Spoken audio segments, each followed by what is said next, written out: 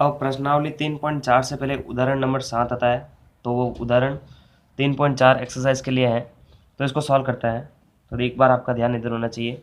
तो देखिए यहाँ पर क्या कह रहा है, RICE एक चतुर्भुज है और वो भी समचतुर्भुज है। समचतुर्भुज का मतलब सभी भुजाएं समान होनी चाहिए और विकर्ण आपस में समद्विभाजित होने चाहिए। तो ये आकृति है, आकृति 3.6। एक्स, वाई तथा जेड का मान ज्ञात कीजिए और अपने उत्तर की पुष्टि भी कीजिए। बहुत ही सिंपल है। सबसे पहले इस क्वेश्चन के अंदर आपको जो है एक नियम लिखना है कि समचतुर्भुज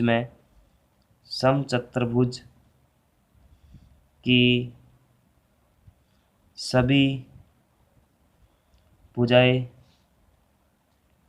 बराबर होती हैं, बराबर तथा विकर्ण समद्विभाजित करते हैं, विकर्ण समद्विभाजित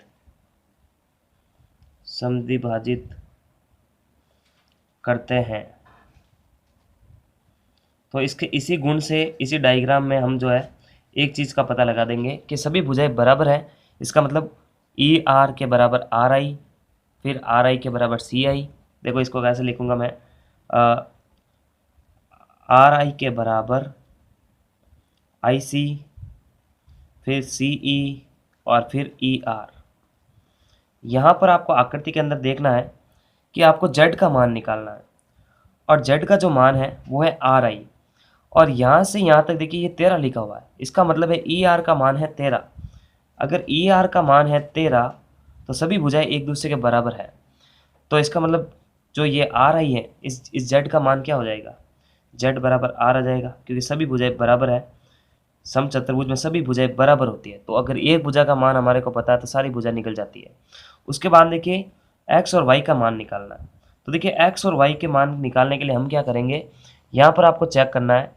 देखिए यहाँ पर एक और गुण मैंने लिखा है कि विकर्ण समद्विभाजित होते हैं। इसका मतलब क्या है कि विकर्ण समान दूरी पर एक दूसरे को विभाजित करते हैं। देखिए CR और EI, देखिए CR तथा EI विकर्ण है। समद्विभाजित करने का मतलब क्या है कि CR को अगर आप बराबर दो भागों में बांटेंगे, तो देखिए बराबर भागों में अगर बांटना चाहिए तो देखो CO और OR, CO बराबर है OR। और उसी तरह EI को भी बराबर दो भागों में बांटे अगर इसी गुण से, तो EI को जो है EO प्लस OI, EO बराबर OI। इसका मतलब समान दूरी पर एक दूसरे को बांट रहे हैं। तो देखिए CO का मान क्या दे रखा है, CO यहाँ से लिखा है 12, इसका मतलब ये मान CO का है 12 और OR पर है Y, ठीक है, तो Y बराबर आ गया 12। उसी प्रकार X का निकालेंगे तो देखिए EO का मान है X बराबर में OI का जो मान है वो है 5, क्योंकि यहाँ पर लिखा गया है। तो इस तरह से ये क्वेश्चन या ये उदाहरण जो है सोल्व हो जाएगा। अब इसके आगे वाला उदाहरण लेते हैं, उदाहरण नंबर 8। इसमें भी आयत का नियम लग रहा है कुछ। तो देखिए यहाँ पर RENT एक आयत है, आकृति 3.41 है ये। इसके विकर्ण एक दूसरे को O पर प्रतिच्छेद करते हैं। तो X का मान ज्ञात कीजिए यदि OR बराबर ये दे रखा उसका जो भी मान है 2x + 4 और OT का मान दे रखा 3x + 1। तो देखिए यहाँ पर ये आयत है। तो देखिए आयत के अंदर क्या होता है, आयत के विकर्ण की लंबाई समान होती है, कि लंबाई समान होती है।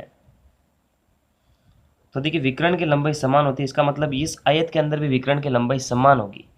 तो देखिए हम किसको कैसे करने वाले हैं, ये RENT एक आयत है, RENT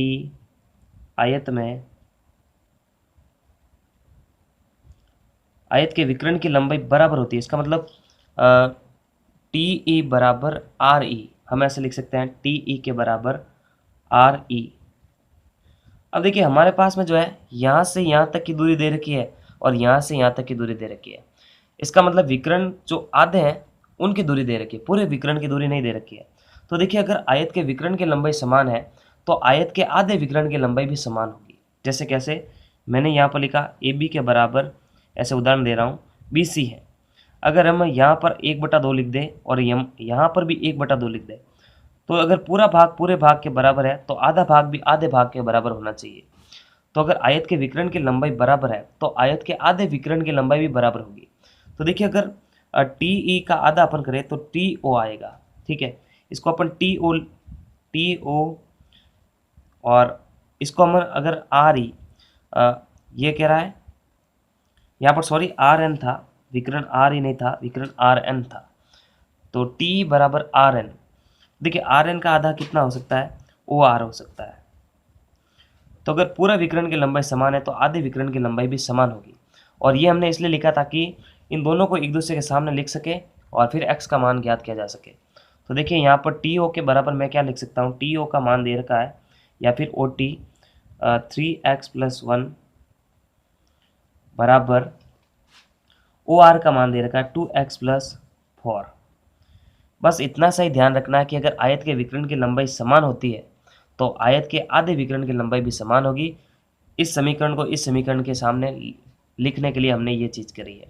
अब नॉर्मल से समीकरण है उसको सॉल्व करना है। तो देखिए यहाँ पर ABCD वाले पद इधर जाएंगे, इसको इधर ट्रांसफ़र करते हैं 3x - 2x, और इधर पहले से अंक था और इस अंक को उधर ट्रांसफ़र करेंगे तो ये माइनस का हो जाएगा उधर जाके, ठीक है।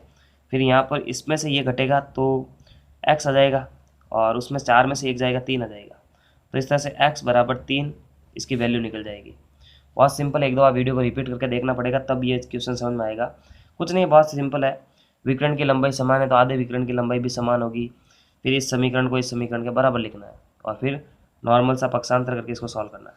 तो इस तरह से ये दोनों उदाहरण सॉल्व हो जाते हैं। नमस्कार, थैंक्स फॉर वॉचिंग। और पूरे चैप्टर की प्लेलिस्ट की लिंक आपको वीडियो के डिस्क्रिप्शन बॉक्स में मिलेगी, वहाँ पर जाके आप बैक टू बैक सारे वीडियोस देख सकते हैं। नमस्कार।